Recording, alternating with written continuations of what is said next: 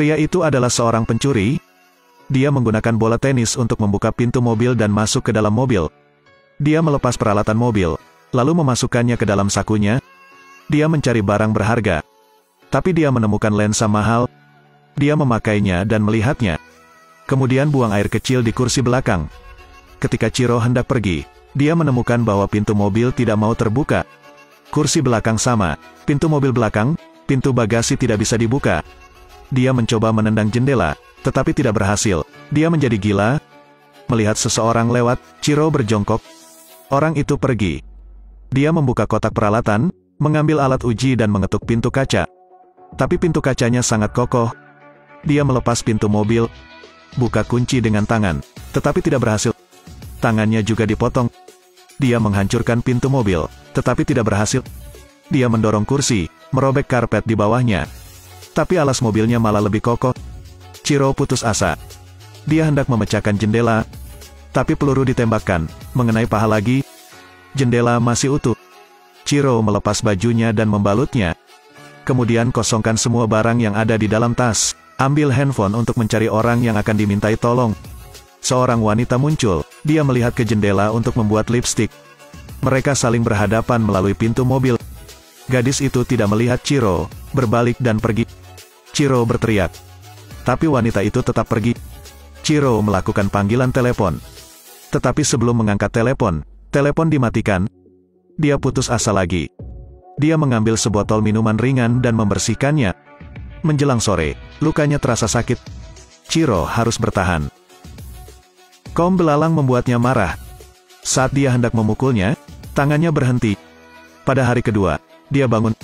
Chiro haus dan tenggorokannya kering. Dia memegang botol minuman ringan dan menjilatnya sampai bersih dengan lidahnya. Tapi dia meminumnya tadi malam. Chiro melihat uap di kaca. Letakkan tangan Anda di atas gelas, lalu jilat gelasnya. Dia mengembalikan peralatan mobil ke tempatnya. Pilih saluran, dengarkan musik, dan bernyanyi bersama. Kemudian dia naik kembali, menahan rasa sakit, dan terus membuka pintu. Tiba-tiba, musik berhenti. Dia sedikit terkejut. Pihak lain mengucapkan salam ramah. Dia bilang dia pemilik mobil itu, dan Chiro adalah pencuri ke-29. Pemilik mobil, untuk memenjarakan pencuri, merenovasi mobil tersebut. Pintu kacanya adalah kaca anti peluru. Seluruh mobil kedap suara. Bagian luar tidak bisa melihat bagian dalam. Saat Chiro membuka pintu mobil, pemilik mobil mendapat notifikasi melalui telepon. Mengunci mobil, Chiro membeku. Apa yang ingin dia lakukan? Sekarang dia bertanya, jika anak Anda melakukan kejahatan, apa yang akan Anda lakukan? Tapi Chiro berteriak lagi, mengatakan bahwa dia sekarat karena kehausan. Dia membutuhkan air. Pemilik mobil tidak peduli, menutup telepon. Kemudian mobil menyalakan AC. Chiro mendekati AC, menikmati kesejukan. Tetapi jumlah angin meningkat. Pengontrol tidak berpengaruh. Kuncinya juga tidak bisa ditutup. Kemudian suhu semakin rendah dan lebih rendah. Chiro kedinginan dan menggigil. Dia segera mengambil bajunya dan memakainya. Lalu sobek celananya, balut lukanya. Gunakan alas mobil untuk menghalangi angin dan taruh koran di AC agar tetap dingin. Tapi tidak berguna. Ketika dia akan mati kedinginan, AC dimatikan. Telepon berdering lagi. Setelah mendengarkan, pemilik mobil itu bertanya lagi. Jika anak Anda melakukan kejahatan, apa yang akan Anda lakukan? Jika jawabannya benar, Chiro punya air untuk diminum. Dia mulai setuju, menyatakan jawabannya. Sayangnya, jawabannya salah. Ia putus asa. Pemilik mobil pun menutup teleponnya. Chiro menarik sabuk pengaman. Sebuah mobil polisi tiba. Polisi datang dan memeriksa sekeliling mobil. Chiro berteriak. Dia menggedor kaca, tapi tidak berhasil. Polisi mendapatkan surat tilang, dan Chiro menjadi gila. Tidak peduli berapa banyak Anda berteriak, itu tidak akan berhasil. Jeritan memilukan ada di dalam mobil, tapi di luar masih sepi. Hujan. Dia membuka mulutnya, merindukan hujan di luar. Telepon datang lagi. Pemilik mobil menanyakan siapa Chiro. Menjanjikannya air. Dia setuju, membaca nomor kartu identitas. Pemilik mengatakan ada air di bagasi mobil. Dia melepas perisai untuk menarik pipa. Dan gunakan botol minuman ringan. Sayang airnya cuma sedikit, masih biru. Meski sulit untuk diminum, dia meminum semuanya. Di malam hari, dia melihat petugas pengiriman. Dia merasa sangat lapar. tetapi hanya bisa berbicara pada dirinya sendiri. Keesokan harinya, ia terus mencoba mendobrak pintu mobil sehingga api semakin membesar.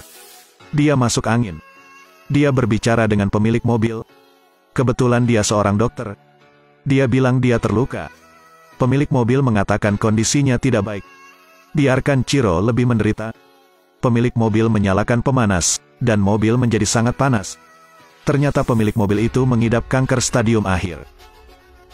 Di hari-hari terakhir kehidupan, ingin mengubah masyarakat, walaupun hanya sedikit perubahan. Misalnya mengajar penjahat seperti Chiro. Dia kehilangan kesadaran. Tutup telepon. Pemanas juga mati. Dia gila, merobek buku itu, mengambilnya, dan memasukkannya ke dalam mulutnya. Mengunyah setiap lembar dengan menyakitkan, bersamaan dengan rasa sakit yang membakar di leher. Dia menelan ludah, menyesal, tak berdaya, putus asa. Semua emosi datang, rasa sakit dan air mata. Dia menekan sakit tenggorokan, meminum air kencingnya sendiri. Bau yang kuat membuatnya batuk. Tapi tetap memaksakan diri untuk meminum itu semua. Pria itu berpuasa selama 3 hari 3 malam. Tanpa air, dia meminum air kencingnya sendiri. Karena tidak punya apa-apa untuk dimakan, dia merobek buku itu dan memasukkannya ke dalam mulutnya untuk dikunyah. Saat dia bosan, lempar bolanya. Seorang pencuri muncul. Tapi orang ini baru dan harus ditangkap. Chiro tidak bisa berkata-kata, mengapa dia makan begitu buruk. Polisi membawanya pergi, semua orang bubar. Tidak ada yang memperhatikan mobil yang diparkir di sana. Sore harinya, telepon berdering, tapi Chiro tidak menjawab. Hingga telepon mati, dia menangkap belalang yang akan dia masukkan ke mulutnya. Tapi dia berhenti. Dia berbicara dengan belalang. Selain pemilik mobil, belalang juga menjadi bahan curhatnya. Keesokan harinya, pemilik mobil menelepon. Chiro mengangkat telepon. Sekarang dia dikompromikan. Tidak peduli apa yang diminta pemiliknya, dia melakukannya. Dan pemilik berkata, jangan khawatir, drama yang bagus belum dimulai. Agar Chiro tidak mematikan mesin, katanya ada coklat di bawah rem. Dia membungkuk untuk mengambil coklat dan melahapnya. Coklatnya enak sekali. Namun pemilik mobil menolak untuk meminta air dan obat-obatan. Chiro melepas baterai ponsel, menjemurnya di bawah sinar matahari. Dia ingin menelepon untuk meminta bantuan. Dia pergi ke belakang dan membuka pintu mobil. Dia membuat lubang kecil lagi. Dia segera meminta bantuan dari luar. Tapi di luar, suaranya tidak terdengar. Tanpa air, tanpa makanan untuk waktu yang lama, dia menjadi lemah. Pemilik mobil saat ini menelepon dan menyebutkan nama istri dan anaknya. Chiro tertegun, apa yang ingin dilakukan bajingan ini? Pemilik mobil mengatakan dia telah bertemu dengan mereka, dan memberi mereka $100.000. Chiro terkejut dan gelisah. Pemilik mengatakan dia tidak pantas mendapatkan keluarga seperti itu. Chiro, dengan air mata berlinang, bertanya padanya, apa kesalahan yang telah aku perbuat? Pemilik mobil bertanya lagi, apakah dia pernah membunuh seseorang? Chiro menyangkalnya, tapi dilihat oleh pemiliknya. Pemilik mobil menyelidikinya. Setiap catatan kriminal pernah dia bunuh dalam perampokan itu. Chiro mengatakan dia membayar mahal. Tapi pemiliknya mengatakan itu karena dia kurang beruntung. Hidup hanya bisa seperti itu. Chiro memasukkan baterai ke telepon. Telepon dihidupkan. Dia menelepon keluarganya. Tapi dengan sangat cepat mesin mati. Dia melepaskan belalang. Dia melihat tombol start, menekannya. Dia hanya menekan, menyalakan mesin. Dia membeku, melihat ke belakang. Kencangkan sabuk pengaman Anda ke belakang. Dia menendang gelas itu keluar, lalu menghirup udara. Mendaki di luar, dia berjalan di jalan. Dia pergi ke toko untuk mengambil air. Lalu ambil 2 hamburger, pergi ke meja dan duduk untuk makan. Makan itu, kue itu ternyata sangat enak. Pada saat ini, penjaga melihatnya. Suruh dia membayar, lalu pergi dari sini. Chiro tidak menyadarinya. Satpam itu meraih tangannya, memarahinya karena menjadi gelandangan yang seharusnya tidak ada di sini. Dia melepaskan 2 tembakan, membunuh penjaga itu. Ternyata itu mimpi. Dia putus asa, mengetahui bahwa dia telah kehabisan hidup. Dia akan bunuh diri. Dia menjawab telepon, memberitahu pemilik mobil, saya ingin bertemu anak saya. Pemilik mengatakan tidak. Dia pingsan, mengangkat senjatanya, bersiap untuk bunuh diri. Selamat tinggal. Apakah ini lelucon takdir? Dia mengangkat kepalanya dan melihat orang yang menyiksanya.